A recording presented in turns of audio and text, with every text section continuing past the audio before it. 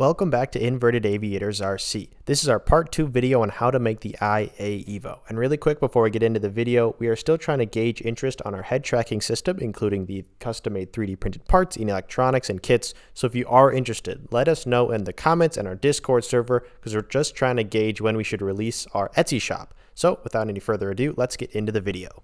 The next step is redoing this push rod that changes the rudder and the elevator. So you can see right now, looks fine, but remember our servo position changed from where it used to be on that all-in-one board to now where it is on our new setup. So these have to be changed. So the first thing to do is take off the servo arm, which is just a little screw in the back.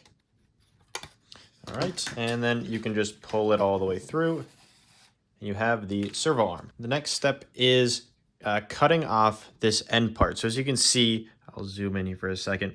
This is just taped and glued on, but we want this part off because we are changing the orientation that this little hook in the end is going to be. Because right now it's designed to hook in like this.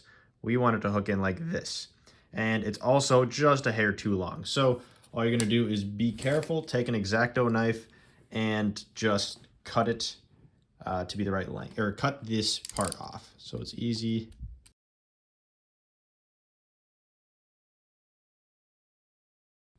And just gently peel it away. You can also use the knife to kind of pry in between the two parts, but don't bend it too much because you don't want these parts to break.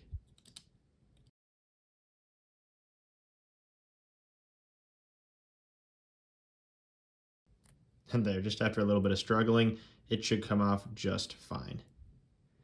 So then we're just going to remove any more of this little sheathing that's on it. You can just take your X-Acto knife again and just run it up and down, just trying to cut off this piece of adhesive that's on there, just so we get a smooth connection.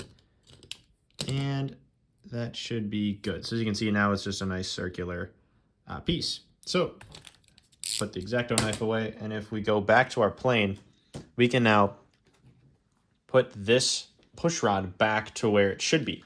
Now this is kind of a difficult part because you need both sides of the plane to do this. So what we're going to do here is put it in this side. In this case, I'm doing the elevator right now, so I'm going to put it on this side. And so you're just going to fish it straight in and then get it in and then rotate it around until you got it facing the right way, which is backwards. And so then we're going to make sure all of our wires are out the front, especially the servo wire that you're going to need. So make sure all these are out the front, and then we are going to put the push rod into the correct hole at the back of the plane. So since it's the elevator, I'm going to go out this back left hole, and just carefully, without bending this rod too much, we're just going to place the servo arm in and then push it through. So now you're going to see your planes all together, not glued yet, but we have everything in the right place. And we're going to flip it upside down so that we see which side the push rod's coming out of. So you see it's right here. And now we're going to have to find that servo lead. That is the servo that you're trying to do. So in this case, I've got it on this side, which is this servo lead. So I'm going to just make sure I have that one, and we're going to plug that into our receiver. And this is so that, or when we were gluing in the attaching arm, the servo is centered and we're not accidentally aligning it incorrectly. So if you take the servo lead, in this case, the elevator is on channel 1 for me, or the 1 position. I'm going to plug it in there. And then we are going to get the plane in a position where we can glue it. So make sure that the plane is fully aligned as if you're going to tape it back together, but obviously we're not quite yet. And in this case, I'm going to grab just a little stand here to keep the plane up, and as well as I found a Kleenex box. Works very well for keeping the right height. And we're just going to keep the plane balanced and together and all in one piece. There. So now we have our plane completely in place. It's not moving anywhere, and we can see this push rod sticking out the back. Now that's just what we need. And now take the part that we just cut off and screw it back into right where it was. So I'm just going to take the screwdriver and screw it in. At this point, we can turn on our transmitter and plug in the receiver. And this is going to center this servo before we glue anything in. So you might not be able to see it, but on my transmitter, I am moving the elevator switch, and we're seeing the push rod move in and out. And a quick check you can do is make sure that this is moving the same distance when you move this servo up and down. And it should, based on the last step we just did of centering those servos, but just another double check to make sure everything is moving how it should. If it is, great. That's exactly what we want. We're going to take our handy dandy alligator arms here and a little piece of wax paper to prevent the glue from getting on the plane itself. And we're just going to tuck in some wax paper right under the area that we are going to be gluing. So, as you can see, this is all looking nice, and we are going to then use this alligator arm to hold the part that's attached to the plane or to the elevator. We're going to hold on to that and keep that in place. There. So once the alligator arm is clipped in, you can align the two rods so that they are as straight as possible. Pretty darn good there. You also want them to be parallel and straight so that when the rod from the plane is moving, it's not moving it at an angle, which would cause the elevator to act a little crazy. So let's see. All right, so hopefully this is a little bit better angle for what I'm trying to show here. But we are going to align this black push rod from the plane and this silver rod that connects to the elevator itself. And once they are aligned to our liking, we're going to take a little bit of super glue and just dot it along the line. Now, we don't need it to be perfectly connected because the next step is taking this push rod back out and applying a lot more super glue to it. But this initial one is to get it into the right place based on the plane. And something you want to check too is make sure that the elevator is straight before you do any of this gluing, because you don't want to have to always be trimming it out. So I'm going to use this alligator arm to line up this rod. And once it's in a good place where they are parallel, I'm going to hold it in place with a tweezers and then apply a little bit of hot glue. And this is where this wax paper comes into play. Actually, this is parchment paper, but you apply the super glue right onto the two rods. And we're just going to hold it and let it set. All right, so once this initial set of gluing has set, you can take off the alligator clip, and we can see that this is now connected. And so I wouldn't recommend testing the servo yet because this glue is in, but it's not completely coating the whole thing here. So what we're now going to do is take this arm back off so that we can apply glue to the entire connection between these two pieces. So I've got this piece removed, and now for this next part, just be careful to not pull or bend this black push rod too much on the way out. And this screw and housing piece is a little bigger than this exit hole that the servo arm is going to go through. So you might have to pull with a little bit of force, and this screw might dig into the foam a little bit, but that's just how we're going to have to do it since that's our only option. So I'm going to unplug the receiver and carefully take everything off here. I'm going to take this off and hold by this push rod as we slowly move this part out, trying not to wreck the side of the plane as much as we can.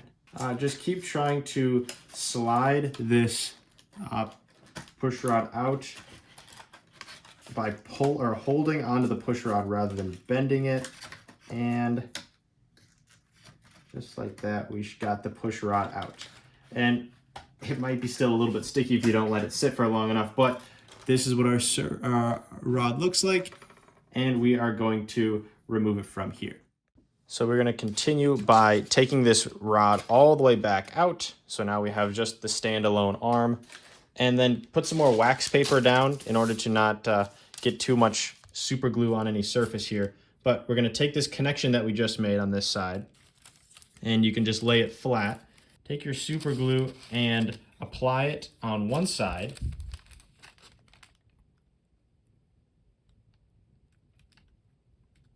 And then as it's setting, just roll it through the little pool of super glue that you made.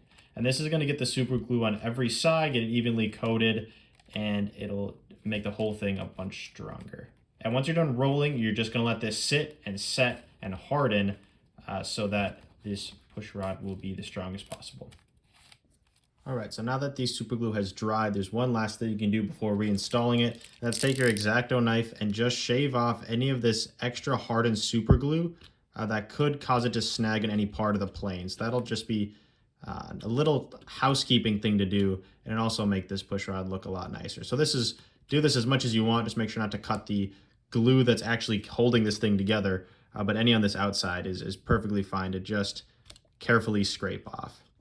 So now we can go ahead and reinstall this push rod that we just made. So I'm going to attach it in this side, just like we did before, push it straight in, and then give it a twist, and it should be all in place. And then, just like before, you take the bottom half of your plane, make sure all of the wires that you're working on are out front and easily accessible, and then all you're gonna do is slide the rod into the plane. And once again, this side is bigger than the hole it's going into, so just be very careful when you're pushing the rod in that you're not accidentally bending it or twisting it too much, but it should be pretty straightforward. All right, so once you get the push rod all the way through, just make sure the cord's out of the way and just slide it all the way to the back. And if you did it correctly, you'll see that the linkage arm now lines up really well with right where it's supposed to be, and it's as easy as screwing it in. All right, so now we can flip this back over, and let's plug it in and test to see if the elevator is working how we're expected. So I'm going to turn on the transmitter, and then take our elevator servo, which it'll take a second to find here since it's on that side, which means it is this servo wire. And in my case, the elevator is again on channel 1. So now if we plug everything in and flip it around here, once the plane connects, everything is moving, but that is a brand new elevator with its new servos. So you're going to want to repeat this exact process with the rudder push rod, which I've already done, and it looks exactly the same. It's just tailored to the rudder instead of the elevator, but the process is exactly the same. So I'm going to install this and be right back. In order to do head tracking in your RC plane, you're going to need 2 servos that control the pan and tilt of your camera. So right here we have 2 1-gram servos, both which have a pretty good amount of travel, and you need to connect them and still have the ability to mount this camera on top. So we have come up with 2 very similar solutions to this. Both include connecting one servo will be to the plane for the panning, and then one will attach sort of like this, and it'll connect to the first servo. So this top servo will go up and down, and the second servo will make the whole thing turn. And so we have designed and 3D printed a part to do so. So if you attach this part right on top, and then take the second servo and pop it right in the side, you will see that you have this mechanism that allows you to turn the camera up and down, as well as left and right. And the whole idea of this part was to make it as low profile and small and light as possible, so that when you get to attaching it to the plane, we're only going about this much above the plane, or at least this and below will be in the plane, and this is the only part that will be above the plane. So this is a relatively simple solution, and you can see on this side, there's still a little gap. This might get cut off, and we will only have one side. But if you don't have a 3D printer and you aren't able to print the part that we made, you can take 2 servo horns. These are both T arms, and you cut off one side and then just hot glued the other sides together, so you can attach one of them very similar to this. If you have one of the parts going onto the bottom servo head, and then the other attaches right to the side. They work exactly the same. It's just this part is a little stronger. It's 3D printed and it's not going anywhere. So it's pretty straightforward. And then you can see this camera will go right on top, and then you can pitch and tilt this camera all around. But again, pretty simple stuff. And so there's still a few other things that need to be done with this, but that is how the 2-axis gimbal on the top will work. All right, time to mount the 2-axis gimbal onto the top of the plane. And so my thought is that there is the flap servo right in the middle between the two spars. And I want to mount this down so that it's sitting on top of this servo, but there'll still be a little bit of foam in between. So my idea is to find out where this will fit in the best between these two spars. You can see here, it'll fit. It's just a matter of measuring out where exactly on this spot that it'll actually go. All right, so I've got a little box here that I marked out, and that is laying right in between the two spars. And this will allow the servo here to sit right there. And I'm thinking about putting the servo facing this way with the camera looking this way, so that when it looks down, there's nothing below it that it's seeing, and it'll put the camera a little further forward. And then the wires will run out the front and down. I'm gonna cut into this top part. I'm not gonna go all the way through, because remember, that's where there's a servo that's in the way, but I'm gonna cut down just enough to get there. And for those of you who are looking for exact numbers, because that's what I would want, it's about 35.5 millimeters from this leading edge, or from the edge here to the front line, and then it's just one servo length deep. Or if you want exact numbers there too, it is about 18 millimeters back. But I'm going to cut this little chunk out, and I will hopefully get this nice and fit in. All right, a little bit of an update here. As you can see, all of the foam around. I cut a little channel into the top, which the servo will slide into really nice. One thing I had to think about is this servo wire coming off of the front, and that, I've got to do something about it. So I took the flap servo off. It's just right over here. There's 2 screws in the top and bottom corners. Other than that, it's not glued in or anything, so it's really easy to take off. But I'm going to take maybe a screwdriver or something and put a hole through here, and then put it through so that these wires can come out through the bottom, and then I'll fish them around, maybe out the back here, so it can get out of the way of everything else, and also stay in there flush without being crimped or pressed down too hard. So I'm gonna give that a whack, and then I'll see how it ends up. All right, a lot of foam later. Again, as you can see, it looks like it just snowed around here. I cut a little bit wider for these little tabs on the side of the servo to fit in. And I'm gonna put the servo facing this way, like I just stated. But now these wires, I used a screwdriver and put a hole. It might be hard to see, but I put a hole right through there so that it doesn't get in the way of this servo that'll go right here. But I cut all the way through it because with that hole in place for the wires and the tabs cut out for the side of the servo, you can sink this servo in until there's only a little bit of clearance between the part that spins and the top of the plane. And that was my whole goal, is to get this thing as close to the top as possible. But look at that, you have what, a millimeter or two of space? And as you can see on the bottom, the flap servo can still go in and sit perfectly fine because the wire comes out outside of this plastic bracket that it sits on. So that part is all looking really good.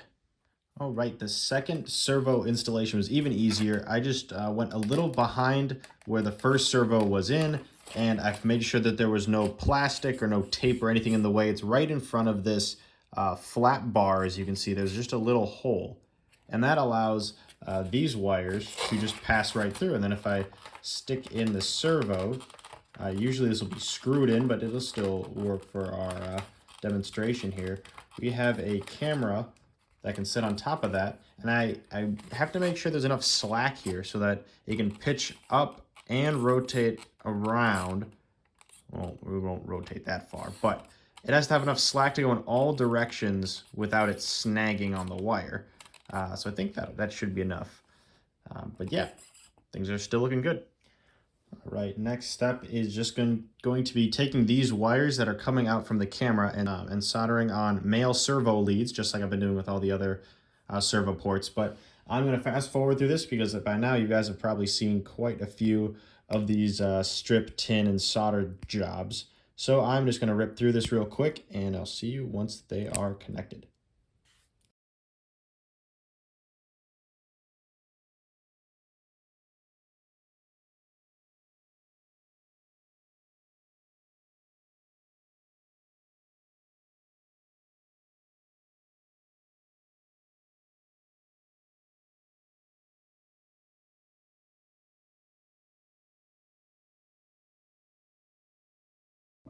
One more thing to consider is how we're going to wire on the camera. And obviously this camera is going to go right on top of this gimbal here, but we need to take care of this wire. So I think that I'm going to just put another hole right next to this servo wire. And I'm going to make the hole big enough to fit this connector through. I'm not going to cut off this connector. And the reason for that is if something happened to this camera, I want to be able to take off the camera. Even when you're moving this plane around, maybe putting your car, it's a good idea to take the camera off just to prevent any little bits of damage that could happen to it. So yeah, I'm going to cut a hole big enough for this connector, and then I'm going to cut this wire that comes with this camera, and these two wires connect on this side. And so the idea is that I'm going to have a wire going here with the connector, and then I'm going to cut off this end and replace it with the normal servo. So I'm going to take power from the channel in the receiver that's going to safe, because that channel doesn't need a port or anything in it. So it means we have a spare channel port that I can be using power for. So I'm going to connect that up just like this. I'm going to take out this white wire because I won't need it, and I will be left with just a red and a black, which will connect up to red and black. And then I'm going to fish this wire through there. So that's going to be the next step. Quick note, the connector that I'm showing right now in the time lapse is too short, so make sure that your connector is at least about 5 inches long, 5-6 inches, just so that it connects all the way to the camera with a little bit of slack and then up to the receiver. So just make sure it's a little longer than what I'm showing. And then for a little proof of concept, we have our newly fashioned connector here connected to our camera. I'm going to plug this into the 5th channel, which for my case is safe. And then if we get our battery again, we can plug this in, and we will see that our camera now is getting power and everything is working exactly how it should be. So once again, the whole reason for putting the camera on a double connector like this is so that you can remove this camera and put it back in as you want. So when the time comes, I can place this connector through here and set the camera on top. And then if I go to the other side, we can still plug in the camera on this side. So you can see the wire right in there. All right, so this next part is the most important thing to do to your plane in order to actually get it to fly, and that's to make sure that the center of gravity is perfect with all these new fun wires and receiver. So according to the manual, and if you want to double check it, you can do it with me, but it says that the center of gravity is 28 millimeters, plus or minus 4 millimeters behind the leading edge of the plane. And so what I did is I took a caliper, you can take just any ruler, and measured 28 millimeters behind this leading edge. And I made a little mark with a marker. You can see right about here, right pretty much at this first spar line. And I made it on both sides of the wing. So this right here and right here. And then I flipped everything over. So I have the receiver in about where I think it should go. And then I pretty much just flip this wing and put it on top, and then put the battery where it should go. And now I cleaned this up, obviously. I tucked all the wires in, and then I put a few pieces of packaging tape on every side, and then once that was all in, I put the lid on. And after that was all together and it looked nice, which should look like this, put the battery in as well, and put that where you think it should go when you're flying. Now, I usually put it a little further back than this piece of Velcro. I usually put maybe half of this Velcro on the battery on that battery, so I slide it in there kind of far. And then once you have everything in place, like how it would be if you go flying, toss the top on, and then put your fingers on those marker spots beneath and lift up.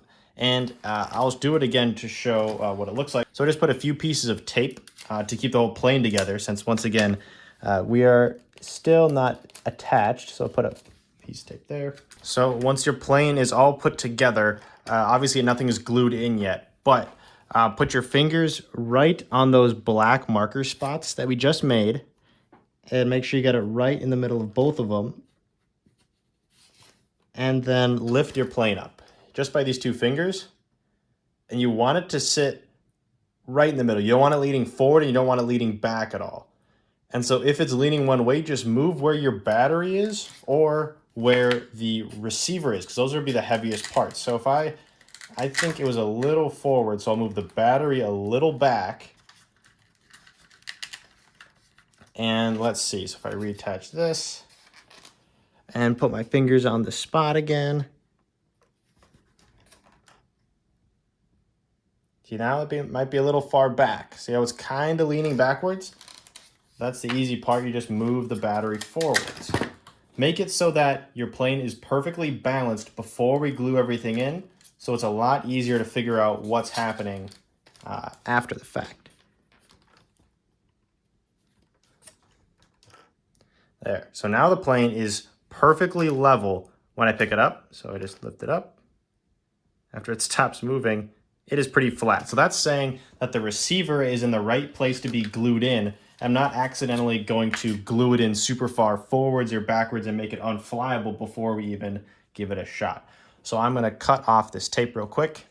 So if we take the top off the plane after cutting all that tape off, you'll see where your receiver is. So I think it should be right about here, which if you look for some physical indicators, there's these little notches you can see here.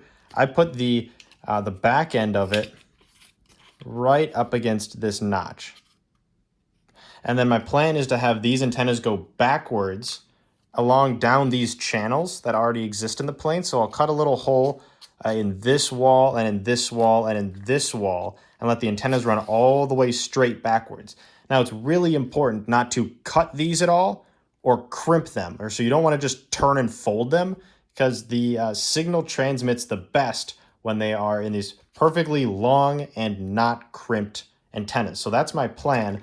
And I'm also going to cut out and make sure that this receiver is sitting flat in the plane so that it's not always trying to think that it needs to go like this or like that with the safe modes on. So I'm going to make sure I got a nice flat section, and then I will see you then. So as you can see here, I just cut out a channel out of these two side pieces of foam. And something that's really satisfying is if you snug the back of the receiver up against these pieces of foam, it just slides in and it stays in there really well. Like I might come back and hot glue it, but I also might just leave it in there because it's not going anywhere. So that's really nice. I'm also going to run the cables down and back. I was going to run them out the front, but that's where the battery is, and I didn't want to mess with the wires every time I put a battery in. So I'm going to weave these wires around back, and I made sure to leave a lot of extra wire so this could all fit in really nice. But yeah, like I was saying, next step is taking probably a screwdriver or something really small and drilling out a little hole right in this wall and in this wall and in this back wall, so I can bend these antennas around and back, and they'll sit up along the edge of the plane just like this. So I'll do that, and then I'll show you guys the progress. All right, turns out that was super easy, so I'll do the second one on camera. I have this really small hex screwdriver, but a normal screwdriver probably works well, or just the same. So all I did was I lined up the screwdriver right just a few millimeters below the surface here, and then I just kind of screwed the screwdriver into the foam. And what that's going to do is just going to make a hole through it, as you can see. And then I just keep screwing it and screw it out. And then I did the same thing on this wall. Just place it in, apply a little bit of pressure. Again, it is foam, so you don't need to, go crazy with it, but drill the second hole through here. And then this last hole, you can just put it a little bit deeper in. But then you just take this antenna, and again, be very careful not to cut it or crimp it, but you just feed it through this first hole. And you might need a tweezers, but then you take the antenna, pull it up, and keep feeding it through. And then feed it through the second hole. And then, so I fed it through, but I didn't weave it over this little piece of foam. So that's the same distance I'm going to go here. So you pull it until it gets right around there. And then, of course, feed it into the last hole we made. But also, if you just want to leave it sitting up here, that's just fine too, because that's going to stay in either way. So that is how I did the receiver mount. So I think the next step is going to be getting this ESC all put in place.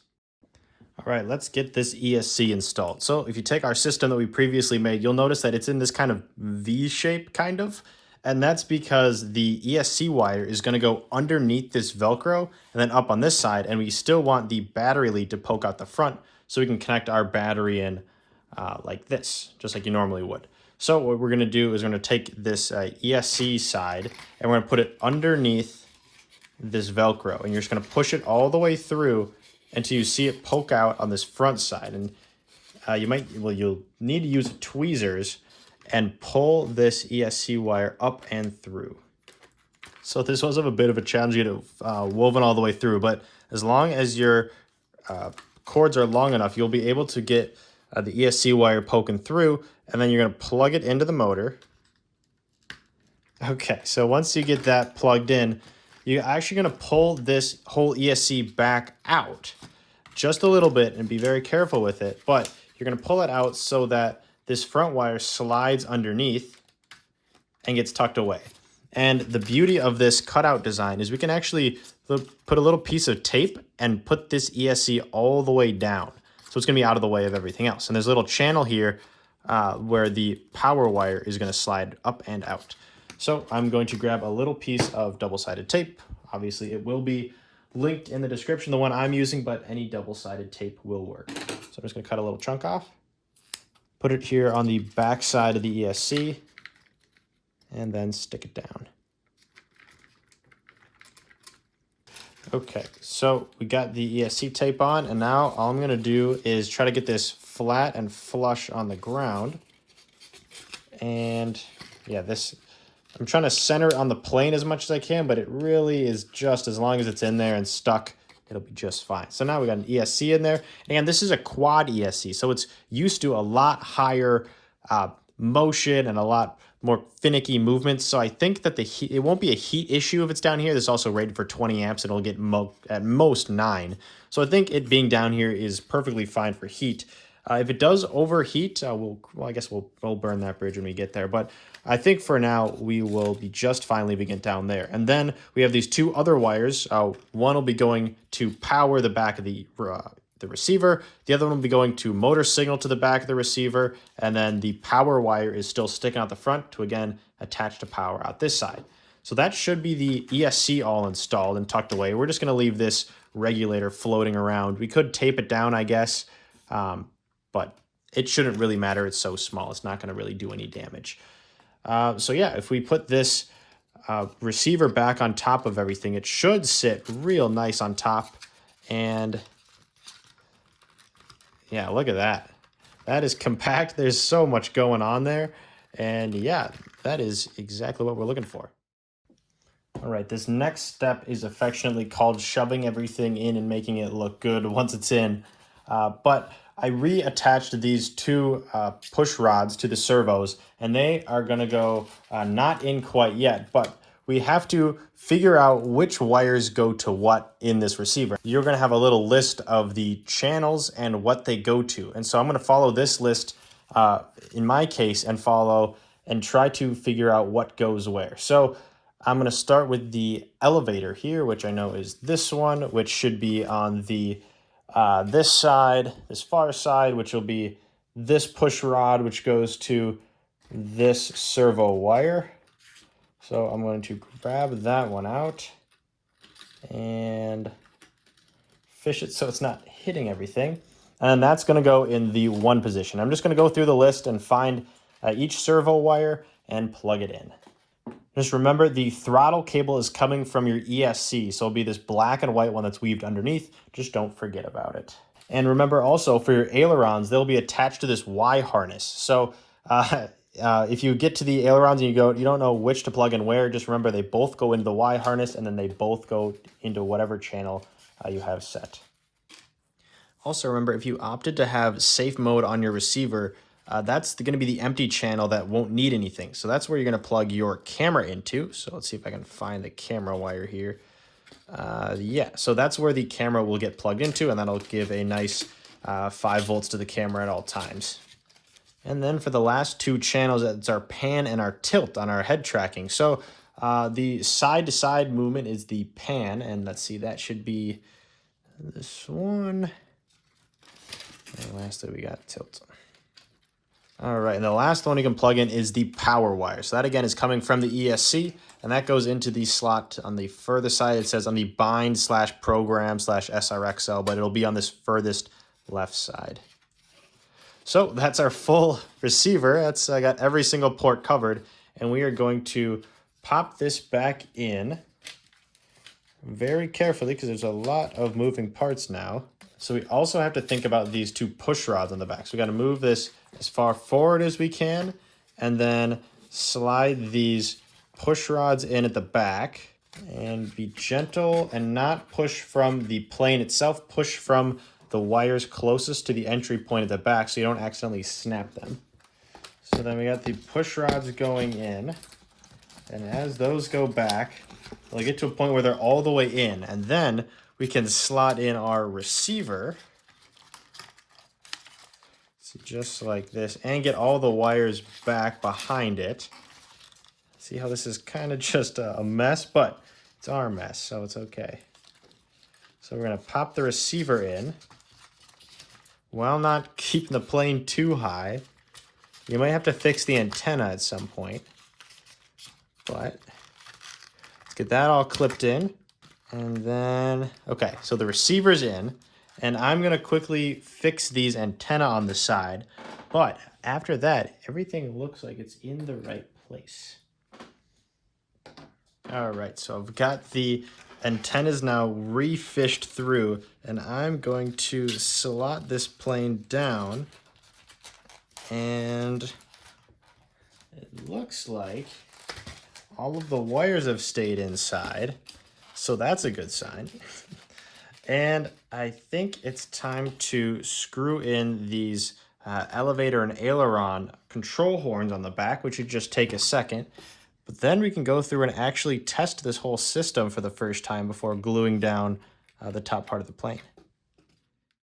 All right, we can't forget to glue in the head tracker on top. So first thing I did is I just removed this first top servo, because we really only need to glue in this bottom one. So I'm going to pull it out just a little bit because the cords are long enough to reach. And I'm going to put a little bit of foam cure on both the sides of this and the bottom. But if you remember, we cut all the way through to the servo. So you don't want to just drizzle all this on in there, because you don't want it to get onto that back of the servo too much. But I am just going to put a little bit in there and on the sides of the servo, and we'll see how it works.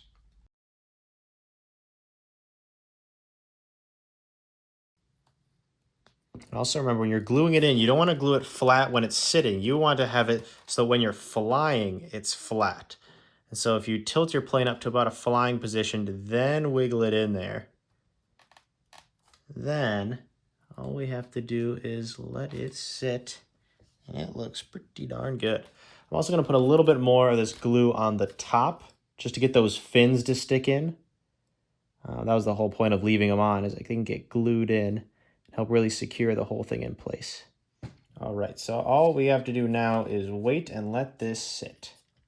One more little thing I did while I was waiting for the glue to dry is I cut a little wedge on the front and back out of the extra foam that I cut out from earlier. And I used a little more glue to glue it in, and then I put a piece of packaging tape across the top here and the top here, just to keep this servo in a little bit better. And now it's really not going anywhere, but I made sure that even with all this gluing and taping, there's still enough clearance for this to turn all the way around, so we're not accidentally bumping into it. But just another quick little addition that I made.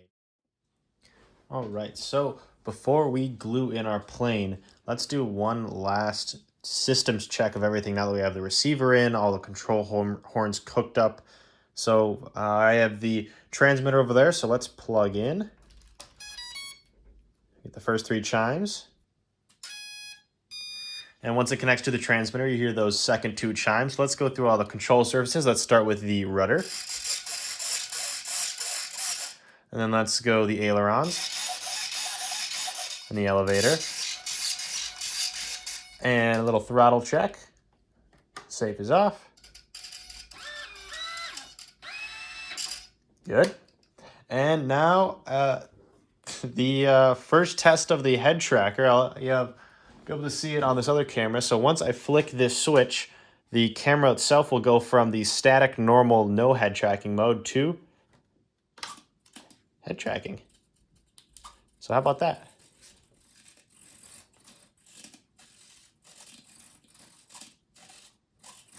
Isn't that cool? So it follows just as you'd expect. That is so cool. So that is just showing how it will work. This head tracker will be on the goggles, and you'll be able to look around and really just see what's going around here. And just look around. But that is so cool, and that proves that it works. And so the next step, let's take it off. So if you're ever flying and you need to take it off head tracking, you can do that as well. But that's so awesome. So I am going to glue in this top plate, and the plane should be just about ready to go. So this last step is gluing the plane back together. And this is going to be a 2-part process. I'm going to go first over with the foam glue, and then I'm going to hit it with the hot glue gun, which is warming up right now. But yeah, it's going to be pretty straightforward. The foam glue is going to go in between this crack here, and then the hot glue is going to go on the outside once the foam glue seals, and then it's just going to go on the outside just to make sure everything is stuck nice in place. So without further ado, let's get gluing. So I'm just going to crack open the outside a little bit and just lightly apply some glue.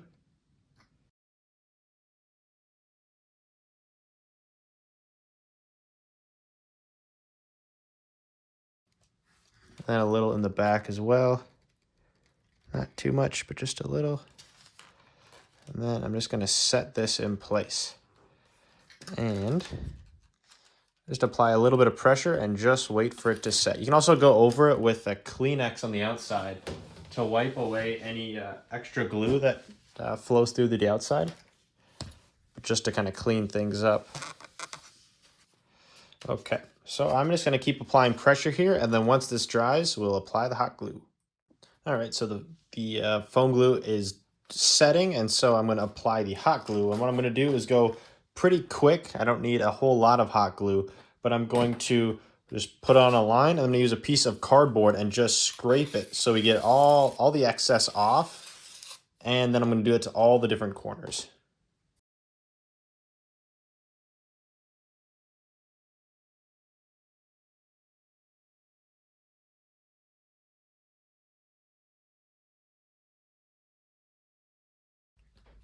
All right, so the plane is now all glued in place, which means we are just about finished. If you throw on the front here, it looks like a normal Evo minus this camera on top, and we can also check the center of gravity again, just to make sure we're not way out of whack.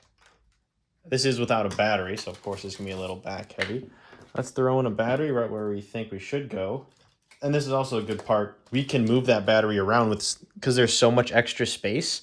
So we aren't stuck to just exactly where we need to be. So if I lift it up, a little tail heavy, perfectly fine. Move this battery forward. We're getting closer. Bam. There is a perfectly weighted plane.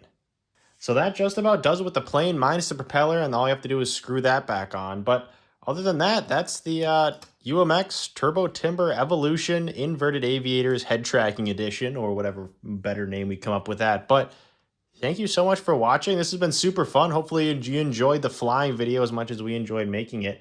But yeah, if you have any thoughts or comments or ways to make this cooler or better, we'd love to hear it, because this has been such a fun project and it's been going on for a few months now trying to figure out how to do all this stuff. But yeah, thanks for watching and catch us in the next one.